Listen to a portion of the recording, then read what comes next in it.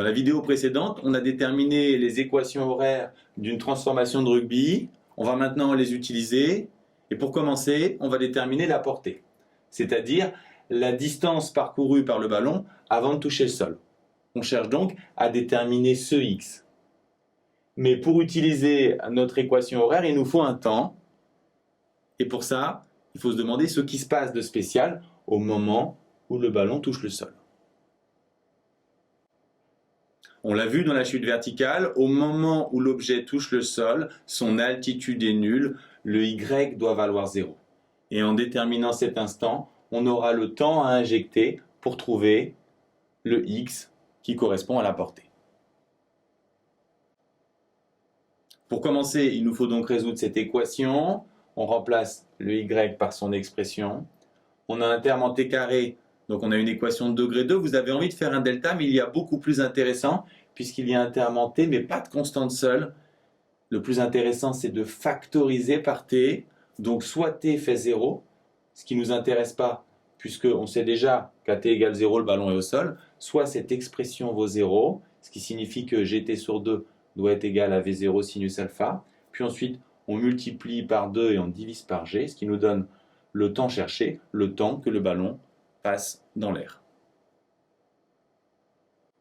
On a donc le temps à injecter dans notre équation horaire en x, mais attention, vous ne faites pas l'application numérique, ce qui vous donnerait des arrondis. Vous gardez l'expression littérale, donc on injecte cette expression dans l'équation horaire. On va trouver cette formule à simplifier. Première chose à voir, on peut rassembler les V0 en V0 carré. Et ensuite, il faut reconnaître une formule de trigonométrie de fin de première en maths, 2 sinus alpha cos alpha, c'est sinus 2 alpha.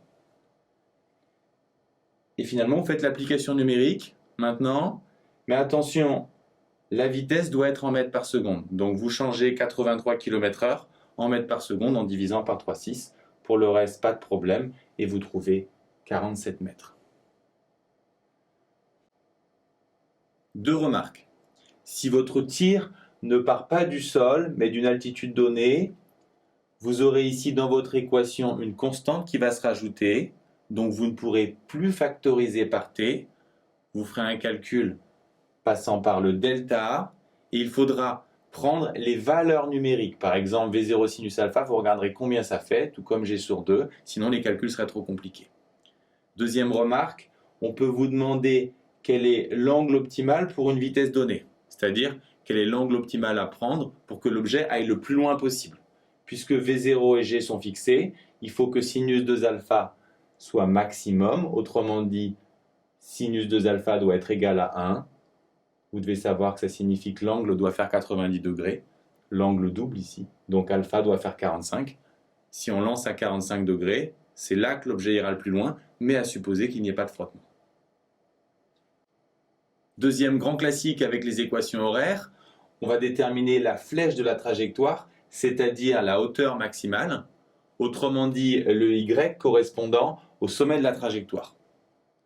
Mais pour utiliser notre équation horaire en y, il nous faut un temps. On va donc se demander ce qui se passe de spécial quand on est au plus haut de la trajectoire.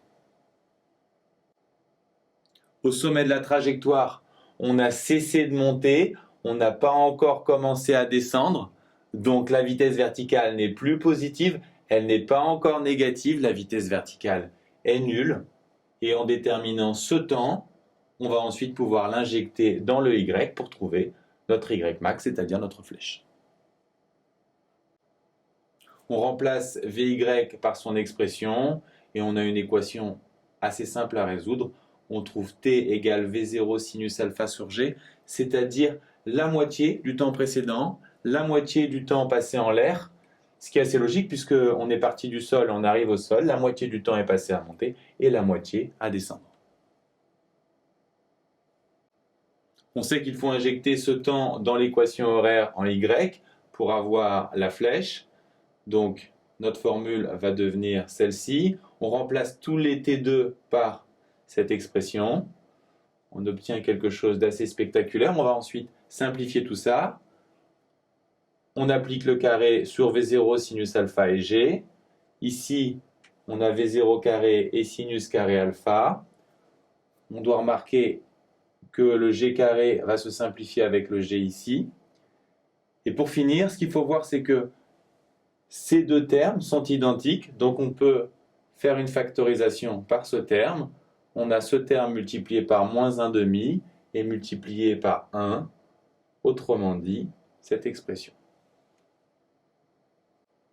Il ne nous reste plus qu'à faire l'application numérique. N'oubliez pas, la vitesse doit être prise en mètres par seconde. Pour le reste, l'angle c'est 60 degrés, g c'est 9,8 et on trouve une flèche égale à 20 mètres.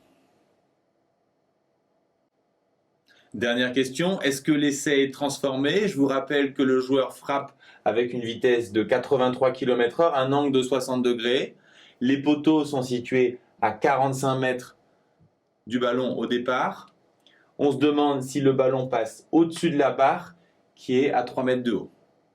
La difficulté, c'est que on veut connaître y pour x égale 45, alors que nous, on a y en fonction de t et pas en fonction de x.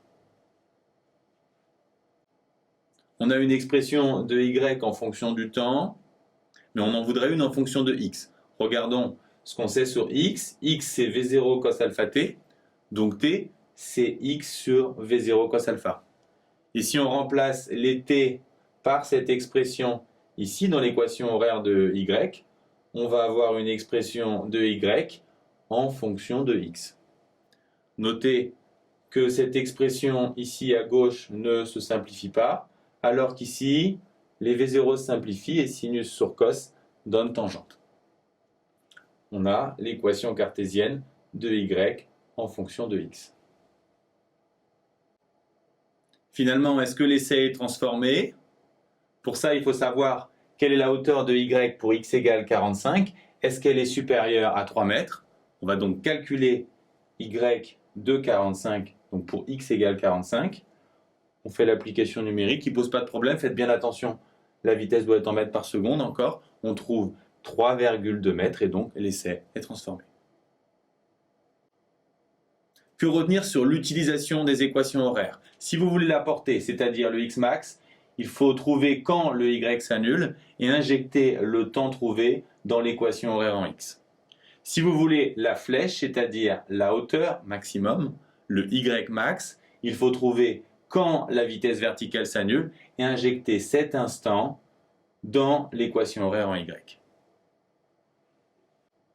Si vous voulez y en fonction de x, vous devez partir de l'équation horaire en y. Vous voulez l'équation cartésienne. Pour ça, il faut retourner la relation entre x et t et injecter cette formule dans l'équation horaire en y. Enfin, vous l'avez vu, les calculs sont spectaculaires. Par contre, ils changent très peu d'un problème à un autre. Donc, si vous les maîtrisez sur cet exemple, vous pourrez très facilement les adapter en devoir.